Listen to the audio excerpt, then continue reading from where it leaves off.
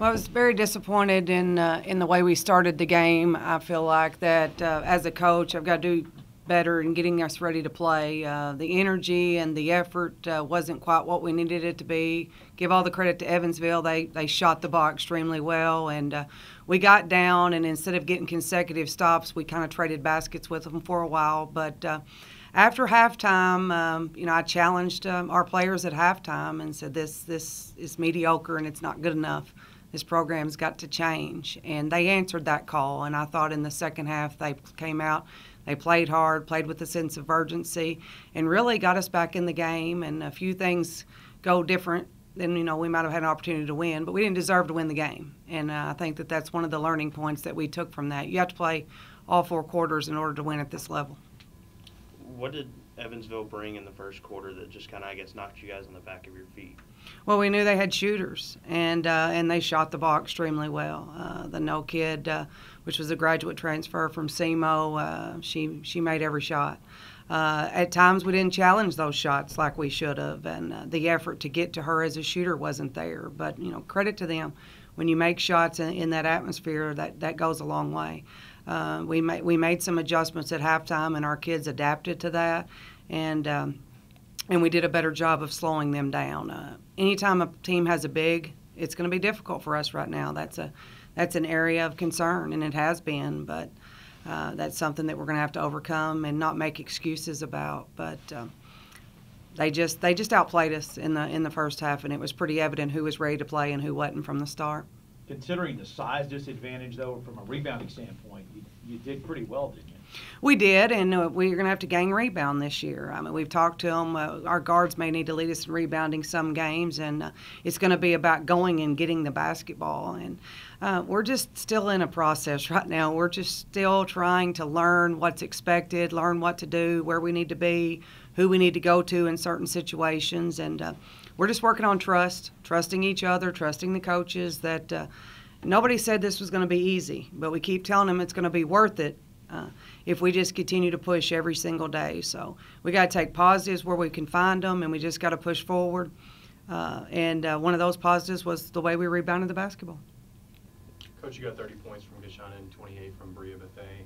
Obviously, you'd love for them to score all the points, but is that the kind of output that you need to see from them for the rest of the season? Well, yeah, of course, we'd love for them to score the basketball, but we explained to them that if they score 58, but we give up 51, on the defensive end between them, then that's not good enough. So we got to play both ends of the floor.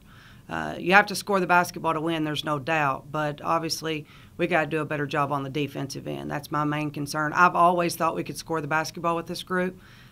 I just don't know if we can keep anybody from scoring right now. We're not good defensively. We have got so many improvements to make, and it's something that we're going to continue to focus on. But, KJ is going to get her points. She was very efficient in how she got them, which as a coach you love. But they played well on the offensive end of the floor. But as she well knows, we've got to do better on the defensive end. Do you have a best defender on the team, in your opinion, at the moment? We're still working on that, but we've identified a couple that we're going to try to use. One of the biggest problems for me is that may be the first game I've ever coached in 22 years without film. There was no film on them. They didn't play exhibition games. We couldn't get any scrimmage film. They have new players. Never do I have ever gone into a game of any caliber without film. So that was difficult in trying to do the scout and trying to know. We tried to make adjustments on the fly. But at this point with our players, we have to be able to go over that. We have to be able to say, this is what we need to do. This is how they're going to do things. And so we're waiting for someone like that to step up. But we're definitely starting to identify those players and put them in positions to help us defensively. What kind of challenges do Butler bring to you tomorrow morning? Oh, they're very good. Their point guard's outstanding. She's very crafty. I think she took 41% of their shots in the opener. She gets into space, she's going to make you pay for it. We got to do a good job of containing her. And they have a big on the inside that's very active. She's only about 6'1", but she's strong, and she will give us a difficulty matchup. They're talented throughout the roster. We did we watch film on them, and so we do have a better understanding of what they try to do. But they have certain players that we're going to have to stop in order to give ourselves a chance. But overall, at this point, we're still working on us. And yes, we'll do a scout, and yes, we'll go out and try to do certain things. But I know myself and my staff are focused on what do we need to do to get better. I told the kids we may not win a non-conference game, and you know what? That's okay.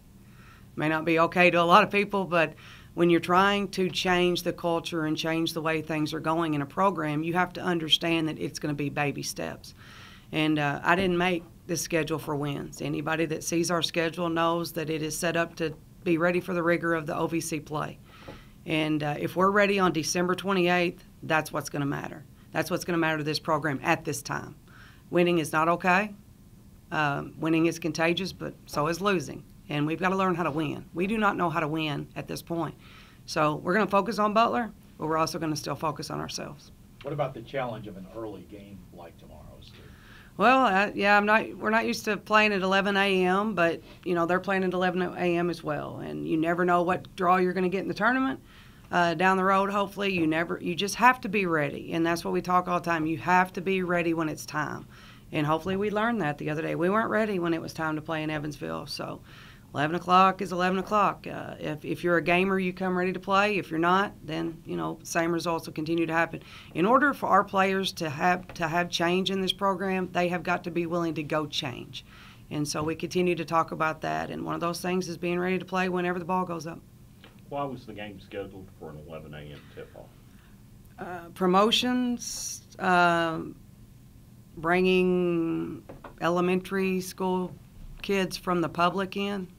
So, you know, we appreciate the things that they try to do to get people to the game, so we try to, as coaches, accommodate those schedules. And I believe that was the reason. Griffith Wallace, I noticed that she had a significant chunk of minutes against Evansville, but maybe struggled a little bit to find a rhythm. Where does she fit in this offense, and where do you think she'll continue to improve as the season goes? Well, she's a freshman, and she's going to take some time. I mean, she showed glimpses of greatness in the exhibition game, and everybody, you know, was like, man, she's great. And then we go the first game, and she struggles, and that's going to be part of it. You know, we have upperclassmen that struggled as well. So it's a whole new system. It's first Division I true action against a Division I team for her. So she's getting used to the structure of the game. She's getting used to the fundamental parts of the game. But she will continue to work, and she'll continue to get better.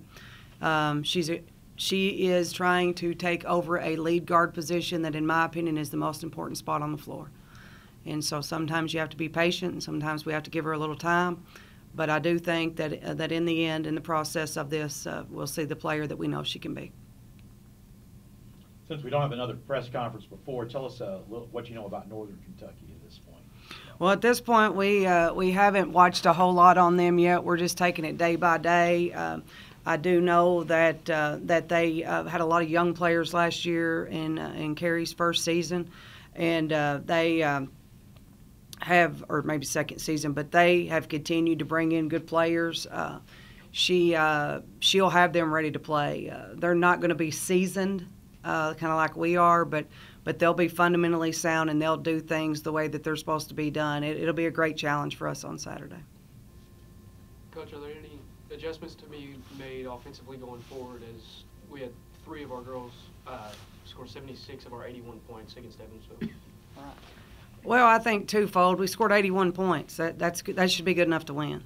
Offense isn't our issue right now. It's defense. And we do have several facets of ways to score on our team. I mean, KJ is one of the best players offensively that I have ever witnessed or been able to pleasure to coach or anything. I mean, she's outstanding. And we have other players on our team that can score the basketball. But right now, we have to figure out a way to stop other people from scoring the basketball. So I would take our chances if we put up over 80 points a night if we can get better on the defensive end.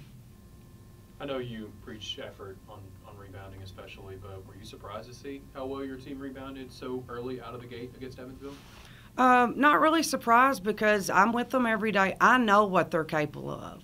I have the opportunity to be with them at practice. The 3-hour practices, we're going hard. They give effort for me. Now, they didn't give effort for me in the first half at Evansville, and I don't know why, but we're going to figure that out. But on a day-to-day basis, I have never fought their effort. They're going to do that. Now, they don't know what they're doing at times, and they don't know the expectations of the way that I want them to do things, and change is hard. But them giving me effort on the boards was not a surprise, but that's something that we're going to have to continue to do. We just got to put it all together, and it's going to take some time. People are going to have to be patient with us. But the one thing I don't want people to do is to give up on these kids. It's been hard for them to make the adjustment. I'm not easy to play for. I mean, that's the truth. I have high expectations. I do not accept mediocrity. Losing is not acceptable to me. But they're buying in. They're starting to get it. I really do believe we can be where we want to be when the time comes. Coach, will you also make a statement on your signing class from last week? We're super excited about our 2018 class. We feel like that we got players that can play multiple positions, that we have players that are going to make an immediate impact. When you have been with the team and you know what your areas of weakness are, and you're able to go out in recruiting and fill those weaknesses, you feel really good about it. The thing about the class that we're bringing in is they're winners. They know how to win. People take for granted that people just know how to win. That's a learned skill. You have to learn how to win. What do you do in certain situations to win? And these kids already have that. They are proven winners at every level that they've played. We feel like they're very versatile in the things that they can do.